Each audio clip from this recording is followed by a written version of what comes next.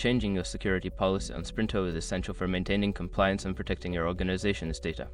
Follow these steps to update your security policy effectively. Step 1. Log into your Sprinto account. Access your Sprinto account by entering your credentials on the login page. Ensure you have the necessary permissions to modify security policies. Step 2. Navigate to Security Settings. Once logged in, locate the dashboard and find the Settings or Security section. Click on it to access the security policy options available for your organization. Step 3. Review current policies. Before making changes, review the existing security policies.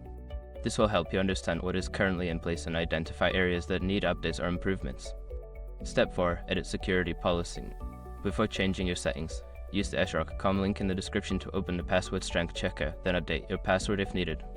Step 5. Save changes and communicate. After making the necessary changes, ensure you save the updated policy. It's also important to communicate these changes to your team to ensure everyone is aware of the new security measures. By following these steps, you can successfully update your security policy on Sprinto. Regularly reviewing and adjusting your policies is crucial for maintaining a secure environment.